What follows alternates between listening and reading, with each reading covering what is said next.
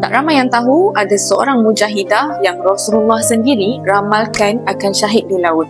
Bukan di padang pasir, bukan di medan perang, tapi di lautan. Namanya Ummu Haram binti Milhan, seorang wanita Ansar daripada kabilah Khazraj dan ibu saudara kepada Anas bin Malik.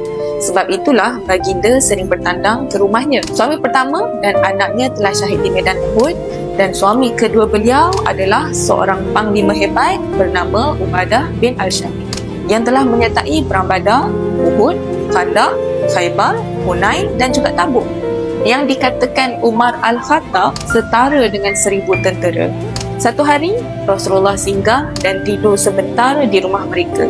Bila baginda terjaga, baginda ketawa. Baginda bersabda, "Aku telah diperlihatkan suatu kaum dari umatku berlayar di lautan seperti raja-raja di atas singgasana."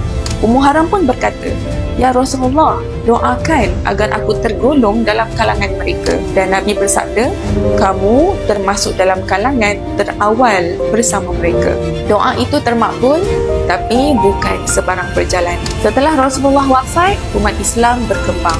Dan ketika itulah pemerintahan Khalifah Uthman bin Affan dan Muawiyah bin Abu Sufyan merupakan gubernur Syam yang mengusulkan ekspedisi jihad laut pertama ke Pulau Cyprus. Ummu Haram ketika itu sudah lanjut usia, tapi beliau tetap menyahut seruan jihad.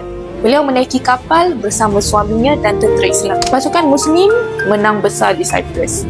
Ramai tawanan dan banyak barang rampasan yang diperoleh pasukan Muslim ketika itu. Perang Kibris memohon damai dan isi perjanjian itu menetapkan Cyprus perlu membayar cukai tahunan kepada kaum muslimin sebanyak 7,000 dinar. Pasukan muslim bersiap-siap untuk pulang dan Ummu Haram ketika itulah terjatuh daripada kuda yang ditunggangnya.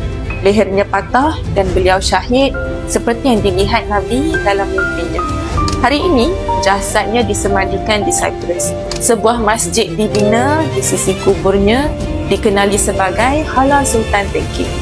Dan di sinilah tanda langit pernah memilih seorang wanita untuk membenarkan sabda Rasulullah dengan nyawanya sendiri. Bila kita merenung kembali, betapa ramainya hari ini yang takut untuk menyumbang kerana alasan letih, tua ataupun sibuk.